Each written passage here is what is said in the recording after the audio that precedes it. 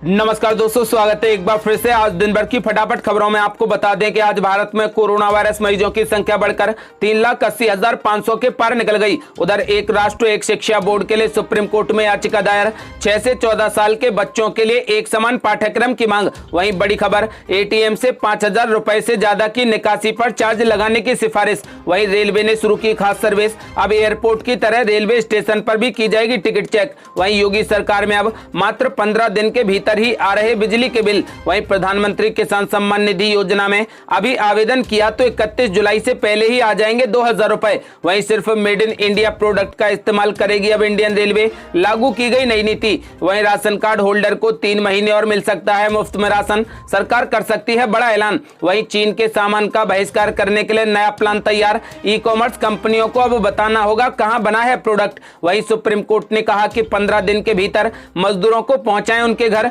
नहीं लें कोई भी किराया। वहीं टिकट खो जाने के बाद भी अब ट्रेन में यात्रा करने से नहीं रोक सकते टीटी। और भी बड़ी खबरों को जानने के लिए वीडियो के एंड तक बने रहिए हमारे साथ। बस आपसे निवेदन है, कृपया वीडियो को लाइक कर दें, चैनल को सब्सक्राइब कर लें और घंटी बटन जरूर दबा दें। दरअसल दोस्तों, आपको बता दें कि आज भारत में कोरोना वायरस मरीजों की संख्या बढ़कर 3,80,532 हो गई, जिसमें से 12,573 लोगों ने दम तोड़ दिया। और अच्छी बात यह है कि 2,04,710 मरीज बिल्कुल ठीक हो गए। वह अगली बड़ी खबर, एक राष्ट्र एक शिक्षा बोर्ड के लिए सुप्रीम कोर्ट में याचिका दायर, 6 से 14 साल के बच्चों के लिए एक समान पाठ्यक्रम की मांग। दरअसल दोस्तों, आपको बता दें कि देश में 6 से 14 साल की आयु के सभी बच्चों के लिए समान पाठ्यक्रम वाली एक समान शिक्षा प्रणाली लागू करने के लिए उच्चतम न्यायालय में एक जनहित याचिका दायर की गई है। यह जनहित याचिका भाजपा नेता एवं अश्विनी उपाध्याय ने दायर की है। आपको बता दें कि याचिका में विभिन्न शिक्षा बोर्ड का विलय करके देश में एक राष्ट्र एक शिक्षा बोर्ड स्थापित करने की संभावना तलाश करने के लिए केंद्र को निर्देश देने का अनुरोध किया गया है। आपको बता दें कि याचिका में कहा गया है कि केंद्र और राज्यों द्वारा मूल्यों पर आधारित समान शिक्षा उपलब्ध कराए बगैर बच्चे संविधान के अनुच्छेद 21A के तहत अपने मौलिक अधिकारों का इस्तेमाल नहीं कर पाएंगे। याचिका में कहा गया है कि शिक्षा का माध्यम भले ही संबंधित राज्य की शासकीय भाषा के अनुरूप भिन्न हो सकता है, लेकिन 6 से 14 साल की आयु वर्ग के बच्चों के लिए शिक्षा का पाठ्यक्रम एक समान होना चाहिए। वह अगली बड़ी खबर, एटीएम से अब 5,000 रुपए से ज्यादा की निकासी पर चार्ज लगाने की सिफारिश, आरटीआई से हुआ खुलासा। दरअसल दोस्तों, आपको बता दें कि अब एटीएम से 5,000 रुपए से ज्यादा की निकासी पर चार्ज लगेगा। दरअसल एटीएम शुल्क पर बनी भारतीय रिजर्व बैंक की एक समिति ने 5,000 से ज्यादा के प्रत्येक निकासी पर ग्राहकों से चार्ज लेने की सिफारिश की थी। आपको बता दें कि आरटीआई के जरिए मिली आरबीआई की रिपोर्ट में यह खुलासा हुआ है। आपको बता दें कि समिति ने फ्री ट्रांजैक्शन की सीमा समाप्त होने के बाद प्रत्येक ट्रांजैक्शन पर अधिकतम 24 रुपए प्लस टैक्स लिए जाने की सिफारिश की थी।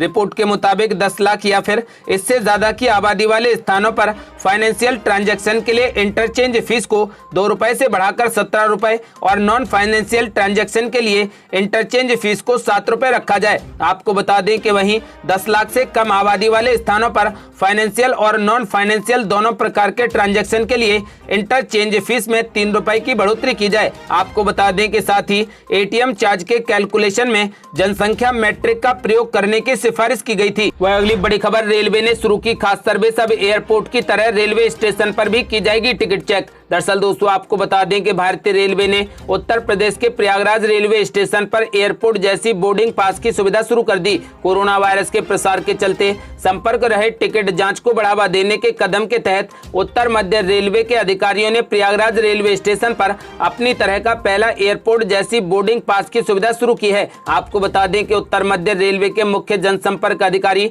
अजीत कुमार सिंह ने कहा कि जंक्शन पर पहुंचने वाले ट्रेन यात्रियों को पहले 4 नए चेक इन काउंटरों के साथ एक बोर्डिंग हॉल में ले जाया जाता है। कोरोना वायरस संकट के कारण यात्रियों की सुरक्षा को ध्यान में रखते हुए ये काउंटर पूरे तरीके से संपर्क रहित हैं। आपको बता दें कि कॉन्टैक्टलेस टिकट चेकिंग सुविधा के अंतर्गत प्रयागराज रेलवे स्टेशन से यात्रा प्रारंभ करने वाले यात्रियों के टिकट की जांच हेतु 4 काउंटर बनाए गए हैं। इन पर टिकट चेकिंग स्टाफ द्वारा पीएनआर कोड और क्यूआर कोड के माध्यम से टिकट की जांच की जाएगी। काउंटर पर यात्रियों को कैमरे के माध्यम से अपनी आईडी और टिकट दिखाना होगा, जो ड्यूल डिस्प्ले द्वारा यात्री एवं टिकट चेकिंग स्टाफ दोनों को दिखाई देगा। वह अगली बड़ी खबर, योगी सरकार में अब मात्र 15 दिन में ही आ रहे हैं बिजली के बिल, जाने क्या है पूरा माजरा। दरअसल दोस्तों आपको बता दें कि बिजली के बढ़े हुए बिल से उपभोक्ता परेशान हैं। 15 दिन के अंदर ही Uttar Pradesh power corporation limited यानी यूपीपीसीएल ने 2 बिल भेज दिए। ऐसे में परेशानी और बढ़ गई। 2 बिल भेजे जाने से उपभोक्ताओं के मन में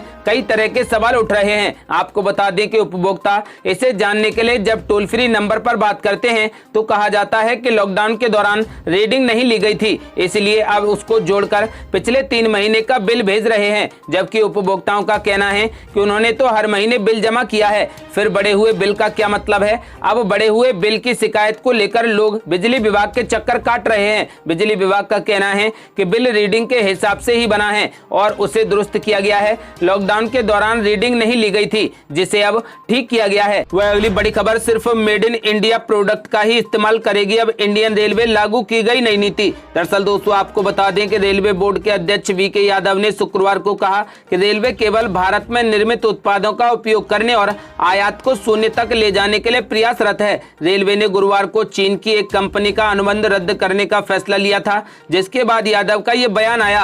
आपको बता दें कि यादव ने ऑनलाइन मीडिया ब्रीफिंग के दौरान ये भी कहा कि हम प्रयास कर रहे हैं कि रेलवे द्वारा निर्मित उत्पादों का निर्यात किया जाए। यादव से जब पूछा गया कि क्या रेलवे अपने इंफ्रास्ट्रक्चर के लिए लगाई जाने वाली बोलियों में चीनी कंपनियों के शामिल होने पर पाबंदी लगाने पर विचार कर रहा है, तो उन्होंने कहा कि रेलवे की निविदाओं में अधिकतम घरेलू कंपनियों को आमंत्रित किया जाता है। उन्होंने कहा कि बीते 2-3 साल से रेलवे ने उत्पादों के आयात में कमी लाने के लिए कई कदम उठाए हैं। यादव ने कहा कि हमने मेक इन इंडिया नीति लागू की है। वह अगली बड़ी खबर, राशन कार्ड होल्डर्स को 3 महीने और मिल सकता है मुफ्त में राशन, सरकार कर सकती है बड़ा ऐलान। दरअसल दोस्तों आपको बता दें कि 10 राज्यों ने अनुरोध किया है कि मुफ्त राशन देने की योजना को 3 महीने के लिए और बढ़ा दिया जाए। खाद्य एवं सार्वजनिक वितरण मंत्री रामविलास पासवान ने इस बात का संकेत दिया। बैठक में कई राज्यों ने प्रधानमंत्री गरीब कल्याण योजना के तहत दिए जाने वाले मुफ्त राशन की मियाद बढ़ाने का अनुरोध किया है। रामविलास पासवान ने जानकारी दी कि सभी राज्यों के अनुरोध को प्रधानमंत्री कार्यालय भेज दिया गया है। उन्होंने बताया कि केंद्र सरकार राज्यों के अनुरोध पर विचार कर रही है और इस योजना को 3 महीने के लिए और बढ़ाया जाएगा। वह अगली बड़ी खबर, चीन के सामान का बहिष्कार करने के लिए नया प्लान तैयार, ई कॉमर्स कंपनियों को बताना होगा कहां बना है प्रोडक्ट। दरअसल दोस्तों आपको बता दें कि भारत और चीन के बीच चल रही बॉर्डर टेंशन से भारतीयों का गुस्सा बढ़ गया है। उन्होंने अब चीनी सामान का पूरे तरीके से बहिष्कार करने की ठान ली है। सामान का बहिष्कार सिर्फ ऑफलाइन बाजारों में ही नहीं बल्कि ऑनलाइन में भी किया जाएगा। इसके लिए सरकार एक नया प्लान बना रही है। भारत सरकार ई कॉमर्स कंपनियों के लिए एक नया नियम बनाने पर विचार कर रही है, जिसमें उन्हें अपने प्लेटफॉर्म पर बेचे जाने वाले किसी भी प्रोडक्ट पर यह लिखना होगा कि यह किस देश ने बनाया है। आपको बता दें कि भारत सरकार वास्तव में चीन से बढ़ते आयात को कम करने के लिए यह कदम उठा रही है। भारत की ई कॉमर्स पॉलिसी में यह प्रावधान जोड़ा जा सकता है। यह पॉलिसी अभी भारत सरकार के वाणिज्य और उद्योग मंत्रालय की तरफ से तैयार की जा रही है। इस मामले से जुड़े एक अधिकारी ने ईटी को बताया कि हम ई कॉमर्स कंपनियों के लिए यह जरूरी बना रहे हैं कि वह हर प्रोडक्ट पर यह लिखे कि यह भारत में बना है या नहीं। हम वास्तव में इस प्रावधान को कड़े तरीके से लागू करना चाहते हैं। इससे देश में सस्ते चीनी आयात को रोकने में मदद मिलेगी। वह अगली बड़ी खबर, सुप्रीम कोर्ट ने कहा कि 15 दिन के भीतर मजदूरों को पहुंचाएं उनके घर, ना लें कोई भी किराया। दरअसल दोस्तों आपको बता दें कि कोरोना वायरस के चलते लागू लॉकडाउन की वजह से मजदूरों को हुई समस्या पर सुप्रीम कोर्ट ने कहा कि 15 दिन के भीतर सभी को घर पहुंचाएं और मजदूरों को उनकी यात्रा का भुगतान न करना पड़े। आपको बता दें कि इससे पहले 5 जून को हुई सुनवाई में प्रवासी मजदूरों के मामले पर सुप्रीम कोर्ट में सुनवाई हुई थी। आपको बता दें कि प्रवासी कामगारों की दुर्दशा पर स्वतः ही संज्ञान लेते हुए कोर्ट ने केंद्र सरकार और राज्य सरकारों को निर्देश दिए थे कि सभी प्रवासियों को 15 दिन में घर पहुंचा दिया जाए। कोर्ट ने कहा था कि सभी राज्यों को रिकॉर्ड पर लाना है कि वे कैसे रोजगार और अन्य प्रकार की राहत प्रदान करेंगे। प्रवासियों का रजिस्ट्रेशन होना चाहिए। शीर्ष अदालत ने 28 मई को निर्देश दिया था कि अपने पैतृक स्थान जाने के इच्छुक सभी प्रवासी कामगारों से ट्रेन या बसों का किराया नहीं लिया जाए। आपको बता दें कि एक बार फिर से सुप्रीम कोर्ट ने 15 दिन का अल्टीमेटम दिया है और कहा है कि 15 दिन के भीतर सभी मजदूरों को उनके घर पहुंचा दिया जाए। वह अगली बड़ी खबर, प्रधानमंत्री किसान सम्मान निधि योजना में अभी आवेदन किया तो 31 जुलाई से पहले ही आ जाएंगे 2000 रुपए। दरअसल दोस्तों आपको बता दें कि मोदी सरकार की किसानों के लिए सबसे बड़ी योजना प्रधानमंत्री किसान सम्मान निधि योजना के तहत खेती करने के लिए 6,000 रुपए मुफ्त में पाने का मौका है। आपको बता दें कि देश के 9,87,46,000 किसान इस स्कीम में रजिस्टर्ड हो चुके हैं। इनमें से किसी के बैंक अकाउंट में 4, तो किसी के में 2, तो किसी के में 3 किस्तों का पैसा आ चुका है। अब तक 72,000 करोड़ रुपए से अधिक की रकम सीधे किसानों को दी जा चुकी है। आपको बता दें कि इस योजना की अनौपचारिक शुरुआत 1 दिसंबर 2018 को हुई थी, जबकि औपचारिक रूप से इसका ऐलान प्रधानमंत्री नरेंद्र मोदी ने